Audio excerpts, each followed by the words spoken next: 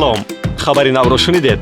Дар осон интиқоли пул аз рӯи насаб имконпазир гардид. барои интиқоли пул фақат донистани насаб, ном, номи падар ва рақами телефони шахси қабулкунанда ва нишон додани нуқтаи пардохти маблағи интиқол кофӣ буда, пас аз анҷоми амалиёти интиқол ба қабулкунанда рамзи махфиро бояд дод. дар ин сурат ӯ метавонад бо пешниҳоди шиносномаи худ ва рамз аз паёмак маблағи интиқолро бигирад.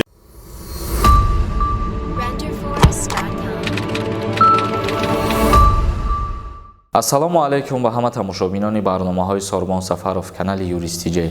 Видеои имрӯзаи мо дар бораи авф кардани муҳоҷирон. Имрӯзҳо ба мо бисёр саволҳо пешниҳод мекунанд ки оё муҳоҷиронро авф мекунанд ё ин ки не, ва хушбахтона ба сафар кардани раиси шаҳри Душанбе муҳтарам Рустами Эмомалӣ ба Федератсияи Россия бори нахустин сафари корӣ кард ва дар ин сафараш қайд кард низ барои авф кардани муҳоҷирон, яъне гуфтушунид барои авф кардани муҳоҷирон кардану гузашт.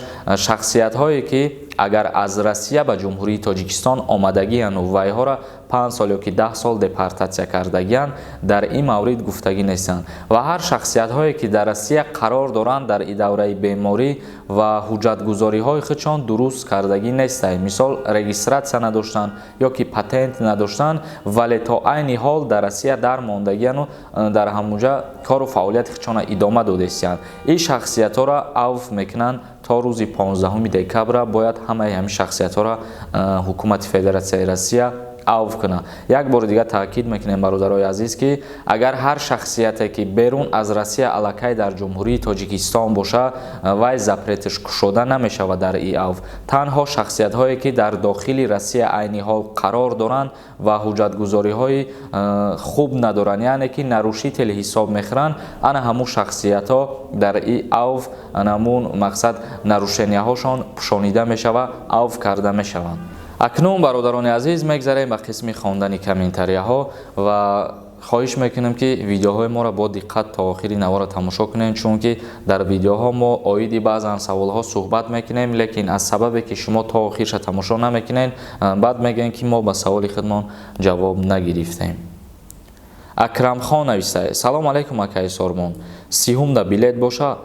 албатта ки ҳастай билет, мо видео кардагием, рӯйхатҳоро гуфтагием, дар омада он видеоро тамошо кӯ. Беҳрӯз 08 нависае: ака пас стипена дурӯғгӯиро сар кардастӣ. бародари азиз, агар маъқул набоша, мо тора маҷбур намекунем ки видеоҳои моро тамошо кун. ҳастанд ниҷа нафарое ки тамошо мекунанд ва дастгирӣ мекунанд. Ҳикмат Сафаров нависае: агар Тоҷикистон бирем, уҷа карантин чанд рӯз карантинда местем, илтимос брат, рафтан ягон илоҷ боша ёрдам кунен. аз Қазоқистон самолёт нестай Тоҷикистон рафтан дар кор, кӯмак кунен ака. ба Тоҷикистон дар карантин чанд рӯза местем. ягон як ҳафта пеш буд ки мо навор кардем ва гуфтем ки аз ҷумҳурии Тоҷикистон ба Қазоқистон рейсҳои чартерӣ муқаррар карданд барои баргардонидани шаҳрвандои тоҷик. мисол шаҳрвандои анами Қазоқистон ки дар Тоҷикистон буданд, вайҳоро баргардониданд ва шаҳрвандои тоҷика аз Қазоқистон баргардониданд. ва айни ҳол ягон рейси дига муқаррар шудагӣ нестай барои карантин кардан дар ҷумҳурии Тоҷикистон. оё чанд рӯз мекунанд? мисол шумо пеш аз парвози хитон ба хитон маълумотномаи тиббӣ мегиред. ин асоси ҳамун чизее ки шумо дар ҳақиқат бемор нестен, солим ҳастен. ба ҳамун маълумотномаи тиббитон шумо ки вориди Тоҷикистон шуден дар фурудгоҳи ҷумҳурии Тоҷикистон, ана ҳамун маълумотнома ба кор меояд ва шуморо карантин намекунанд. агар дар ҳолате ки шумо яке аз нишонаҳои ҳамин бемориро духтуро дар шумо бубинанд, дар ин ҳолат ҳатто ки ба дохили ҳавопаймо роҳ дода намешавед. мисол агар ки дар дохили ҳавопаймо бошену баъд ба ҷумҳурии Тоҷикистон биёед, дар фурудгоҳ таспи шумо баланд мешавад, умуман ҳамин нишонаҳои беморӣ дида ки шуд, баъдан ҳатман шуморо ба карантин равон мекунанд. Азимов Одинабек нависае: салом ака, ҳамин оиди парвоз через Қирғизистон гап зан, рафта мешавад ё ин ки не? мисол меорам озимада шумо парвозҳои мунтазам байни Қирғизистон ва Россия кушода шидагие аллакай 1.5 ёки 2 моҳ шидагие ки парвозҳошон барқарор шидагие.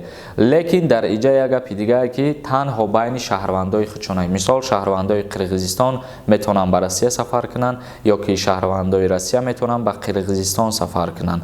Ва дар ҳолати шахси сеюм, мисол шахси сеюм мо тоҷикоро дар назар дорем. Агар ки аз Россия шумо ба Қирғизистон бирен ва баъдан бигӯен вориди Тоҷикистон бишен, дар иҷа мумкин ҳастад ки ба шумо ба мушкилӣ дучор бишен. Ба ҳамин хотир дар ин бора ман ҳичи совет дода наметавонам ки шумо через Қирғизистон биёен. Осонтараш ҳамие ки аз Россия прямой ба ҷумҳурии Тоҷикистон биёен, хеле осонтар, чунки ҳозир мисли пештара мушкилӣ нест барои харидорӣ кардани чипта. Як каси дигар нависа: ассалому алайкум ака, барои чӣ ма чандум бор менависам ҷавоб наметиҳед? Ака номеротон дар кора, як чира пурсамтон срочна зарурай. Ҳамиҷа дар номи Инстаграм ҳаст бародар, дар описанияи видео дар Инстаграм саволои хита метавонӣ равон кунӣ. Ваҳобов нависае: салом акаи Сорбон, ман мухлиси шумо ҳастам, аммо саволи маро намехонед. Чандумин саволи ман ҷавоб надодед. Ҷавоб диҳед. Ман 10 сол пеш бемор шида ба ватан омада будам. Мара пожизненӣ депортатсия карданд. Ман 9 сол боз хуб ҳастам, аммо ба Россия рафта наметавонам. Айни ҳол дар шаҳри Хуҷанд депортатсияро кушода истоданд. Ҳамин рост ёки не? Ҷавоб диҳед. мо дар аввали навор гуфтем ки дар бораи авф кардан шахсиятҳое ки аллакай дар ҷумҳурии Тоҷикистон ҳастанд, ҳоло ҳукумати Федератсияи Россия ягон қарор бировардагӣ нест. Дар ҳоле ки агар ҳукумати Россия худаш ягон қарор буброра барои авфи муҳоҷирон, дар ин ҳолат мумкин ҳастад ки авфи шумо низ бахшида шавад. Лекин боз як гапи дигае ки тӯли 9 соле ки худат қайд кардӣ, дар ин тӯли 9 сол авф чандин маротиба шид. Дар ҳолате ки тира якумра агар запрет кардагӣ бошанд, ин чиз имконнопазир бародар. Отабек Душаев нависае: бачаҳо, ман через Тошкан омадам ай Москва, паридам, нархи билет 28 000, 2750 сомон, без проблема пости Ойбек кати гузаштам. Шумо ҳозир хеле қайд мекунед, лекин ҳастанд бо баъзан шахсиятҳое ки меган ба воситаи Қирғизистон ёки Узбекистон вориди ҷумҳурии Тоҷикистон шиданӣ бидем ки моро намонданд. Ба ҳамин хотир мисол ин кор рискае. Мумкин баъзета мемонанд, мумкин баъзеи дигарат обратно мегардонанд.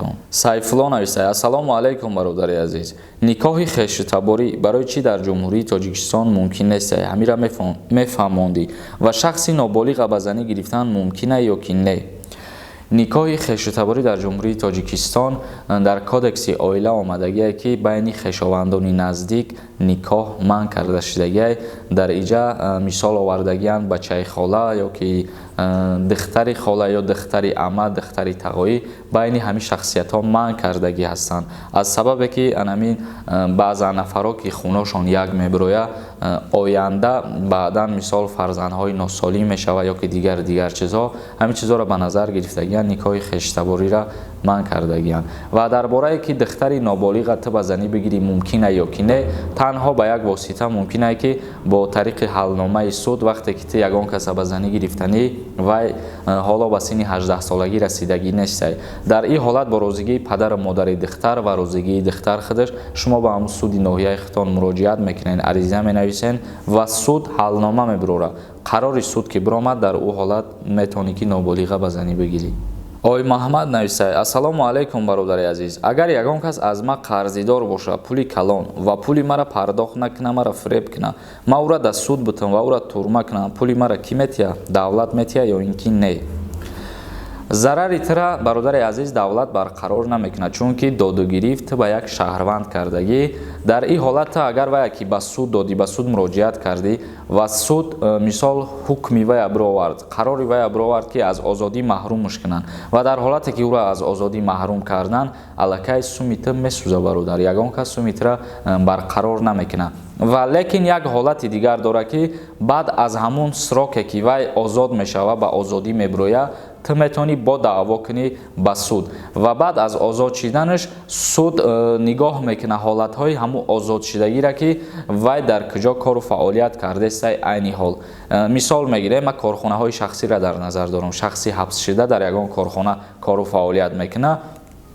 музди маош мегирад 3000 сомон ва суд ира ба назар мегирад ки ӯ оё оиладор ҳаст ё ки фарзанддор ҳаст ё ин ки не. Ҳамарас ходои ҳамура ҳисоб мекунад суд ва чанд сомонеш ки ғайр аз расходаш зиёдтӣ мемона ана ҳамура муқаррар мекунад ҳар моҳ ба пули қарзи та пардохт кардан мегирад. Мисол агар бигирем та $10,000 да ӯ дода бошӣ, $10,000 мумкин да 10 сол ё ки да 5 сол да та пардохт кунад, лекин яку якбора агар вай тавоноӣ надошта боша пеш аз ҳабс кардан ҳеҷ кас зарари тара барқарор намекунад. Рухшона Алимова нависад: салом алейкум ака, дар бораи аҳднома камтар мефаҳмондӣ, ҳамин чӣ ҳуҷҷате? Аҳднома як ҳуҷҷате ҳаст ки дар ҳолати закс кардани зану мард ин ҳуҷҷат яъне пешниҳоди ҳамун шахсиятҳо карда мешавад. Дар ҳолате ки шумо ягон каса ба занӣ мегирен, мерен закс мекунен, як ҳуҷҷати дига ҳаст бо номи аҳдномаи никоҳ. Аҳдномаи никоҳ ҳамин ҳуҷҷате ҳастае ки аз ҳамун рӯзе ки шумо ҳамин ҳуҷҷата мисол дастхати хитона яъне имзои хитона дар ҳамун ҳуҷҷат мемонен, розигии хитона баён мекунен, аз ҳамун рӯзе ки ҳуҷҷат имзо гузошта шуд, чӣ молу мулке ки зан мард ба даст меоранд дар рафти зиндагӣ, агар мабодое ки дар оянда ва ё ҷудо шаванд, ҳамаи молу мулк баробар тақсим карда мешавад. Аҳдномаи никоҳ танҳо барои тақсимоти молу мулк фоиданок аст. Тамошобинони азиз, видеоро ҷамъбаст мекунем. Ягон саволи дигар бошад, дар поёни видео саволотонро равон кунед. Дар канали Юрист TJ обуна шидана фаромӯш намекунем. Худованд ҳамаи мо шуморо нигаҳбон бошад.